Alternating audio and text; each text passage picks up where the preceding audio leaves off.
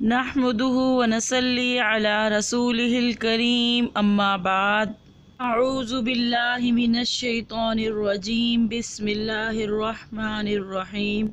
قربانی کے بارے میں جیسے ہمارے ذہن میں آتا ہے تو ہمارے یہی ایک خیال ہوتا ہے کہ قربانی کا مطلب ہے بکرا ذبح کرنا۔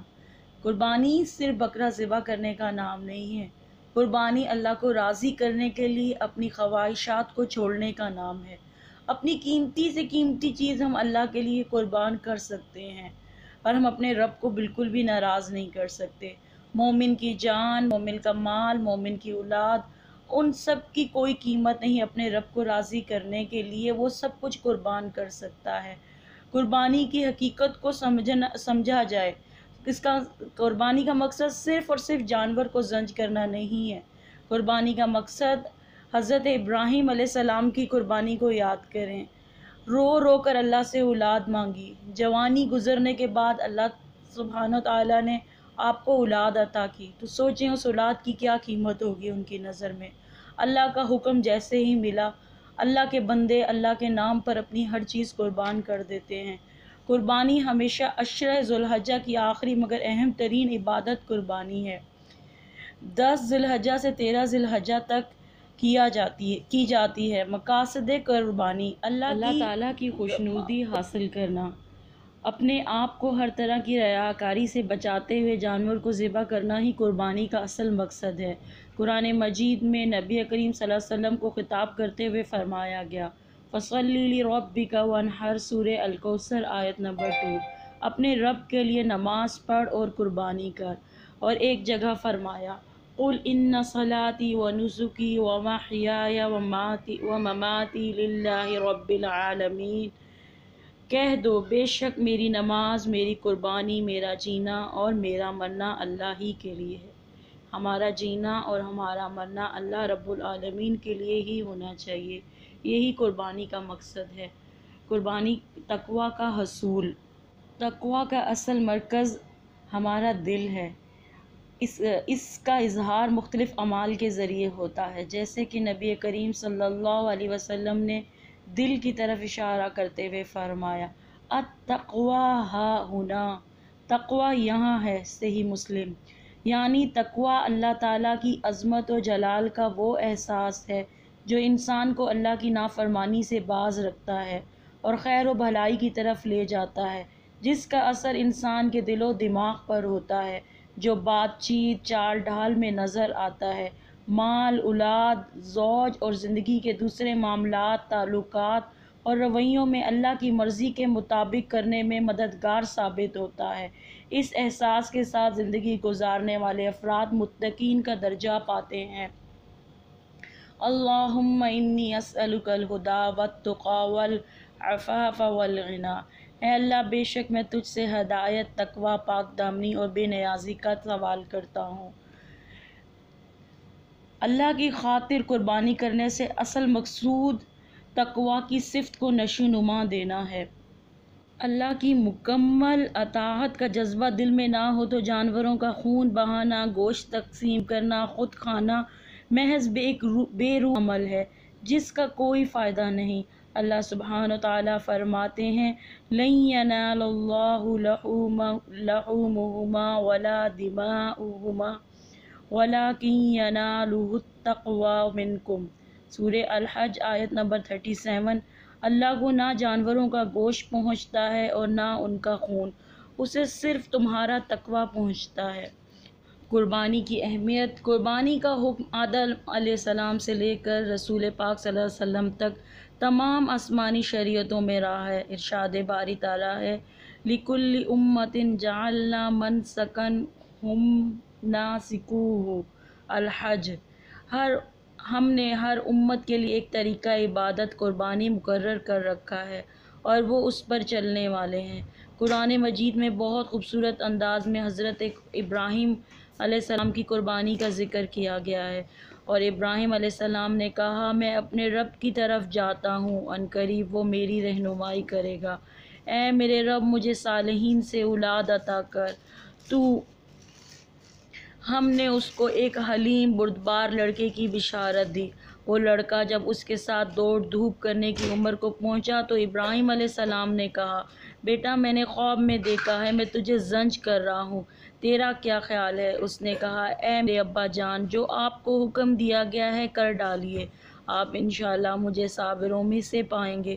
تو جب ان دونوں نے اطاعت کی اور اسے اسماعیل کو ماتھے کے بل گرا دیا گیا اور ہم نے ندا دی، اے ابراہیم تو نے خواب سچا کر دکھایا، بے شک ہم نیکی کرنے والے کو ایسی ہی جزا دیتے ہیں، بے شک البتہ یہ ایک بہت واضح امتحان تھا اور ہم نے ایک بڑی قربانی کے ذریعے اس کا فدیہ دیا اور ہم بعد آنے والوں میں اس کا ذکر خیر قائم کر دیا۔ سورہ صافات۔ یہ صرف ابراہیم خلیل اللہ کی سنت نہیں بلکہ نبی کریم صلی اللہ علیہ وسلم نے عید الاضحیٰ کے موقع پر قربانی کو اپنی سنت قرار دیا۔ رسول پاک صلی اللہ علیہ وسلم نے فرمایا، بے شک اس دن ہم پہلا کام یہ کرتے ہیں کہ نماز عید ادا کرتے ہیں، پھر واپس پلٹتے ہیں اور قربانی کرتے ہیں۔ جس شخص نے ایسا ہی کیا اس نے ہماری سنت کو پا لیا۔ رسول پاک صلی اللہ علیہ وسلم نے ہمیشہ اس سنت ابراہیم عمل کیا۔ انس رضی اللہ بیان کرتے ہیں کہ کریم صلی اللہ علیہ وسلم 2 مینڈے ذبح کیا کرتے تھے اور میں بھی 2 مینڈے ذبح کرتا ہوں۔ صحیح بخاری۔ رسول پاک صلی اللہ علیہ وسلم نے امت کو بھی قربانی کرنے کی تاکید کی اور آپ صلی اللہ علیہ وسلم نے فرمایا، اے لوگو، ہر سال ہر گھر والوں پر قربانی ہے۔ جامع ترمذی۔ استطاعت کے باوجود قربانی نہ کرنے والے لوگوں کے بارے میں رسول پاک صلی اللہ علیہ وسلم نے فرمایا، جو وسعت کے باوجود قربانی نہ کرے وہ ہماری عیدگاہ میں نہ آئے۔ مسند احمد۔ تمام دنیا کے مسلمان ہر نماز میں نبی کریم صلی اللہ علیہ وسلم کے ساتھ ابراہیم علیہ السلام پر بھی درود بھیجتے ہیں۔ اللہ تعالیٰ نے ابراہیم علیہ السلام کے جذبہ ایثار اور قربانی اور مکمل سپردگی کو بے پناہ پسند کیا اور محسن اور خلیل اللہ کے دوست کے لقب سے نوازا، اور ان کی قائم کردہ سنت کو زندہ رکھتے ہوئے ہر سال ہم لوگ قربانی کرتے ہیں۔ احکام قربانی۔ قربانی کی نیت کے ساتھ جانور ذبح کرنا ضروری ہے۔ بکرا، دمبا، بھیڑ وغیرہ کی قربانی ایک ہی شخص کر سکتا ہے، لیکن گائے کی قربانی میں 7 افراد، اونٹ کی قربانی میں 10 افراد شریک ہو سکتے ہیں۔ جامع ترمذی۔ قربانی کرنے والا ذوالحج کا چاند دیکھنے کے بعد بالوں اور ناخنوں کو نہ کاٹے۔ صحیح مسلم۔ مسافر بھی قربانی کر سکتا ہے۔ صحیح بخاری۔ سب گھر والوں کی طرف سے ایک قربانی بھی کرنا کافی ہے۔ حاکم۔ کسی رشتہ دار، دوست یا تمام مسلمانوں کی طرف سے بھی قربانی کی جا سکتی ہے۔ صحیح مسلم۔ مرحومین کی طرف سے بھی قربانی کی جا سکتی ہے۔ مسند احمد۔ قربانی کی جانوروں کی شرائط۔ نبی کریم صلی اللہ علیہ وسلم نے امت کو قربانی کے لیے 2 دانت کا جانور ذبح کرنے کی تلقین فرمائی۔ رسول پاک صلی اللہ علیہ وسلم سینگوں والے خیر خصی مینڈے کی قربانی کرتے تھے۔ اس کی آنکھیں، منہ اور ہاتھ پاؤں سیاہ ہوتے تھے۔ سنن ابی داؤد۔ کون سی جانور ایسے ہیں جن کی قربانی کرنا جائز نہیں ہے؟ جیسے کہ مسند احمد کی حدیث ہے، یک چشم ہونا، بیمار ہونا، لنگڑا پن نمایاں ہونا، ہڈیوں میں گودا نہ ہونا، کانوں کے آگے پیچھے لمبائی یا چوڑائی سے کٹ کر لٹک جانا یا کانوں میں سوراخ ہونا، جانوروں میں ان عیوب سے بڑا عیب ہونا۔ مسند احمد۔ اور 2 دانت کا جانور ذبح کرنے کی تلقین فرمائی اپنی امت کو آپ صلی اللہ علیہ وسلم نے۔ ذبح کے احکامات۔ قربانی کے جانور کو عمدہ اور اچھے طریقے سے ذبح کیا جائے۔ صحیح مسلم۔ ذبح کرتے وقت جانوروں کا قبلہ رخ کر لینا مستحب ہے۔ صحیح ابن خزیمہ۔ ذبح کرتے وقت چھری کی دھار تیز ہونی چاہیے۔ قربانی کرتے وقت بسم اللہ واللہ اکبر، اللہ کے نام کے ساتھ ذبح کرتا ہوں، اللہ بہت بڑا ہے۔ متفق علیہ۔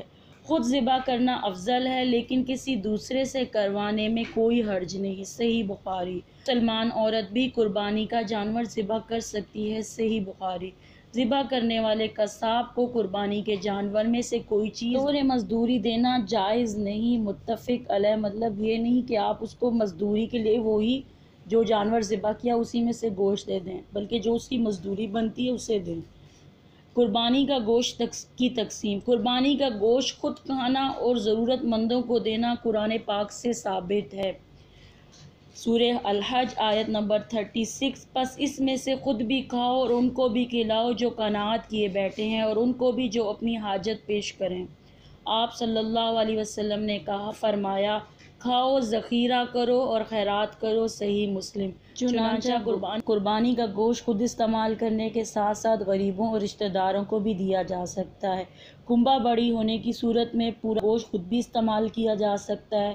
خود اور عزیز و اقارب صاحب استطاعت ہو تو قربانی کا تمام گوشت غریبوں میں بھی تقسیم کیا جاتا ہے، اور قربانی کی کھال ذاتی استعمال کے لیے بھی رکھی جا سکتی ہے اور صدقہ جاریہ کے کاموں میں بھی دی جاتی ہے۔ اللہ تعالیٰ کے نزدیک تم میں سب سے زیادہ عزت والا وہ ہے جو تم میں سب سے زیادہ اللہ تعالیٰ ہمارا سلمان متقین میں۔ اللہ تعالیٰ ہمیں اپنی زبان